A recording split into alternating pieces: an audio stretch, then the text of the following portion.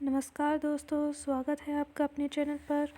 आज हम पृथ्वीराज रासो जो कि चंद्रवरदाई द्वारा लिखा गया है उसका कथासार पढ़ेंगे। तो चलते हैं।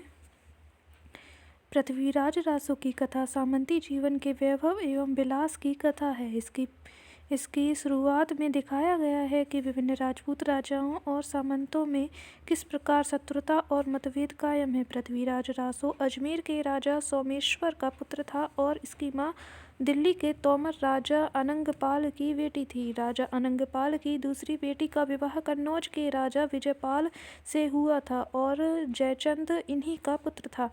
पृथ्वीराज रासो की शुरुआत में सामंती जीवन की कई घटनाओं का उल्लेख किया गया है। उदाहरण के लिए पृथ्वीराज के आश्रय में रहने वाले भीमदेव चालुक्य के भाई का वध पृथ्वीराज का एक सामंत कन्ह सिर्फ इतनी सी बात पर कर देता है कि उसने कन्ह के सामने मूंछों पर हाथ रख दिया था।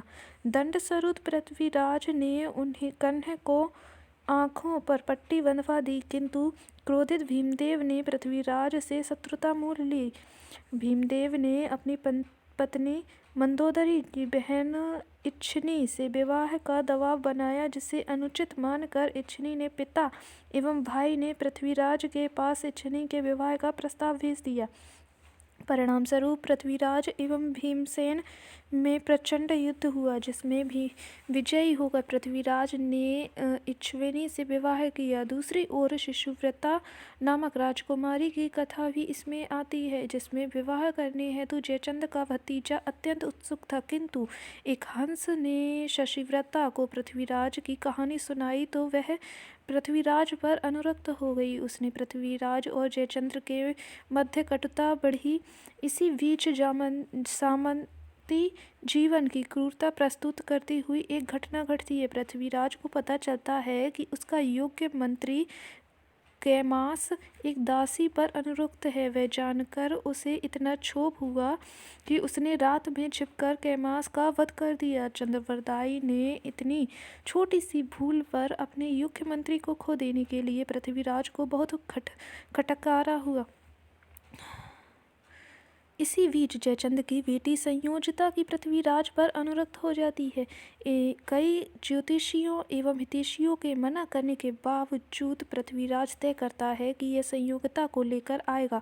कन्नौज जाने से पहले वह अपनी रानियों से अनुमति लेने के लिए रानीवास जाता है, किंतु 6 रानियों के पास 2-2 महीने का समय गुजारता है। चंद्रवरदाई ने इस घटना के माध्यम से षटऋतु वर्णन का अवसर निकाला है। इसके बाद पृथ्वीराज अपनी सेना लेकर कन्नौज आता है। गंगा के किनारे उसकी संयोगिता से भेंट होती है और वह उसे घोड़े पर बैठाकर चल देता है। पृथ्वीराज तो युद्ध लड़ते हुए अजमेर पहुंच जाता है, किंतु उसके अनेक वीर योद्धा व सैनिक इस युद्ध में मारे जाते हैं। अंत में जयचंद भी दहेज भेजकर अपनी स्वीकृति जता देता है। इच्छिनी और संयोगिता में ईर्ष्या और देश जैसे भाव पनपते हैं, किंतु पृथ्वीराज के समझाने पर दोनों को अपनी भूल का एहसास होता है तथा दोनों सुखपूर्वक साथ रहने को राजी हो जाती हैं। अब पृथ्वीराज घोर विलास में डूब जाता है और राजकीय दायित्वों से बेखबर रहने लगता है। तभी गौरी का हमला होता है। वह पहले कई हमलों में पृथ्वीराज से हारकर पृथ्वीराज से भयदान ले चुका है, किंतु अब की बार उसकी तैयारी बुलंद है। चंद्रवरदाई हम्मीर के पास सहायता मांगने आता है, किंतु हम्मीर चंद्रवरदाई को बंदी बना लेता है और गौरी को सहायता देता है। युद्ध में पृथ्वीराज हारता है। गौरी उसे बंदी बना लेता है और उसकी दोनों आंखें निकालकर गजनी में कैद कर देता है। संयोगिता व अन्य रानियां जौहर कर लेती हैं। चंद्रवरदाई को जैसे ही यह सूचना मिलती है, वह 2.5 महीने में पृथ्वीराज रासो की रचना करके शेष लेखक कार्य करने हेतु अपने पुत्र जलहण को सौंपकर गजनी पहुंचता है। पुस्तक जलहण हत्या दे चलित गजन नृपकाज। वह यह गौरी की कहानी सुनता है तो पृथ्वीराज शब्दभेदी कौशल के आधार पर अपने बाण से लोहे के 7 तवे भेद देता है। गौरी पृथ्वीराज का यह कौशल देखने के लिए उसे सभा में बुलाता है।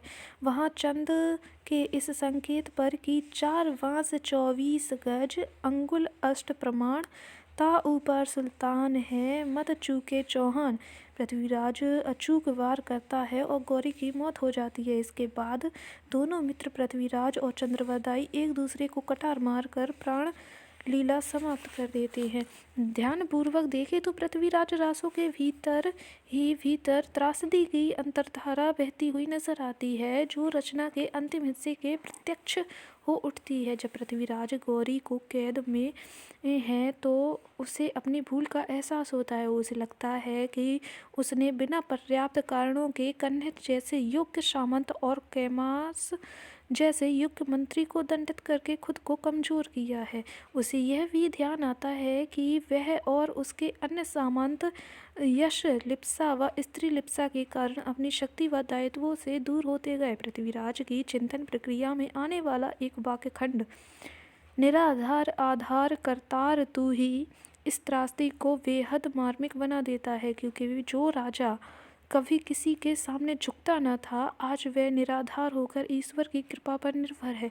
अंतिम घटना पृथ्वीराज के हाथों गौरी का वध इस त्रासदी के दर्द को कम चाहे भले कर दे, किंतु पाठक अंततः इस त्रासदी के प्रभाव से पूरी तरह उबर नहीं पाता है। तो ये था हमारा पृथ्वीराज रासों का सार। ऐसे ही और वीडियो देखने के लिए हमारे चैनल को सब्सक्राइब करें, शेयर करें। Thank you.